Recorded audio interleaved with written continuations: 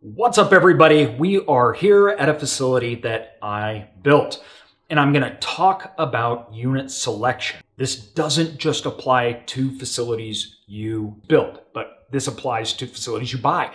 And I'm going to talk about why it's really important. But before I do, please hit the like and subscribe button so you guys can keep getting this information and understand more about self-storage and how to be successful in this amazing asset class. With that, the reason unit selection is important is because that's what your customers are using. Of course, that's obvious, but not all units are created equal and not all units have the same demand. So we look at a market as far as square footage on the market. We're looking at supply and demand of the market overall, but everybody forgets to look at the actual facility itself. What is the supply and demand on unit and unit type? This is so important. We bought a facility, and this facility was huge. It was like 160,000 square feet, yet it was 60% occupied and its rates were just absolutely in the gutter. There was a lot of problems with this. In fact, they hadn't even been paying their taxes because that facility couldn't fill up and they couldn't get people in the door. We purchased this facility, and when looking at it, the facility had built 4 huge buildings, and they had built all 5x5s. It's not all of them were 5x5s, but a huge majority. It was like 350 5x5s, right? Why did they do that? Why did they build all the 5x5s? Well, because on the spreadsheet, it looked really good. And what do I mean by it looked good on the spreadsheet? Smaller units, generally speaking, get a higher revenue per square foot. So all those 5x5s, when rented out, theoretically at market price, that's a lot of money, and that's really good utilization of square feet. So the builder said, this is how we maximize that storage facility. Now, we didn't buy it, but we clearly understood this principle doesn't make sense because the reality of the situation, the market doesn't care what your spreadsheet says. It doesn't care that you want to make a lot of money or maximize square feet. It cares about what it wants. It was built not with a customer in mind, but it was built with the builder in mind. That is a sure way to fail. We purchased it, we went out and analyzed the market, and we changed all the units. Within months, we were at over 90% full, raising rates. It was a huge success. This is something that we applied to building facilities and purchasing new facilities and expanding facilities. What we've done is we've created what we call the heat map. The heat map, we break down location, size, unit type, right? There are different types of units. Right now, we're in a facility that I built. This is climate controlled, right? Climate controlled versus outdoor, small versus big, wine storage, record storage. There's different types of units. Each one has its own demand. And when looking at the market, you don't need to understand just the demand for self-storage in the market, but the demand for the individual products and product types. Who's using them?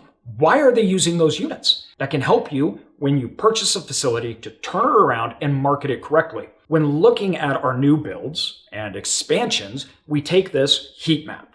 The heat map is all the locations, every single unit that we have, every single unit type. We look at the occupancy as well as the price increases associated with that product type. This will help us understand where demand is and where it's oversupplied. Even though demand may be high for storage, certain unit types can be completely oversupplied. And nobody talks about this. I don't understand why. We go into markets and people are building the same 10x10s. Even though there's a lot of demand for storage, the 10x10s within that market may be oversupplied and demand may be very low. You need to know that if you're buying a facility, because you need to understand, if I buy this facility, am I going to be able to just raise rates? You say, well, there's tons of demand, so we're going to be able to raise rates and get the top of the market. Lo and behold, though, 20% of that facility is in a unit type that nobody wants right now. So those numbers aren't going to play out. In fact, you may be giving discounts for that type of unit. So understanding unit selection, unit type, and unit demand is extremely important. I'm here at this facility that we built because I wanted to talk about it and talk about the case study of it. We took a very different approach. I'm not in real estate, right? So we've built converted storage facilities, expanded in states across the United States. But we didn't ever get started in real estate. I got started in business. I was in insurance. Looked at risk. We looked at sales. I did, product businesses, different things like that, but not real estate. So when we looked at storage, we came into storage with a viewpoint that was, this isn't real estate. This is a business. So the question is, who are you selling to? What's the customer? Who's the market, right? When we built the storage facility, that's what we looked at. We looked at who pays the highest, what do they want, where demand is. That was our focus. We weren't really focused on the cost of building, and that's all important, and maximizing square footage, but not at the expense of the customer. So when we looked at the customer, we found a few things that were interesting in the market. First of all, indoor climate controlled storage facilities were basically non-existent. Although there was high demand in that market, there was less than 10% in our 3-mile radius or 5-mile radius. There was less than 10% of all unit types were climate controlled, although they dictated the highest prices and the highest percent in occupancy. Other people were building in the same market and nobody was building climate controlled. Wine storage was also a big one. But the real niche that we hit on were businesses. The businesses in the area need extra space to utilize for their business. This is everything from record storage, this is from hauling, this is from products that they're hosting, and this is medical device companies, right? These are pharmaceutical companies that needed to utilize it. And we realized two things about attracting other businesses. First of all, they are less price sensitive, and they stay longer term. They're looking for convenience and quality. So we knew that even if we sacrifice square footage, we could market towards those people and we could charge more and have longer staying tenants. That changes what I call the lifetime value, right? The lifetime value of your tenant. A lot of people focus on just the month-to-month price, but I know that if I could keep a customer for twice as long, the value of that unit is actually twice as much.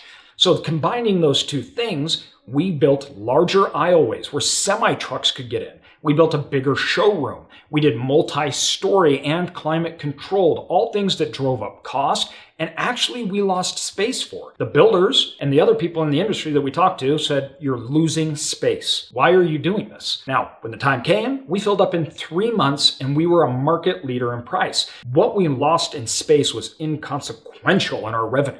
Our revenue was extremely high and we were profitable within months. The key to this was not even just the market, not just high demand. We were delivering products that were in high demand to the highest paying customers that weren't in the market. Unit selection is one of the major keys to determining the success of a storage facility that you build, expand, or buy. You need to understand that. You need to understand who your customer is, why they're renting for you, and what they'll charge. Not all customers are created equal. We have 3 different types of customers in the self-storage space. Customers that care about price, customers that care about location, and customers that care about quality. The difference between these is astronomical when looking at rent that can be charged. We didn't want to go to the people that didn't care about anything except price. That's not good for us, and that's not good for the tenants. Higher delinquencies, you have problems with your storage facility, which means your expenses are higher. We wanted to go after people that cared about quality and location. So understanding your customer, we could fit a product to them and or market to them. Unit selection is all about the customer.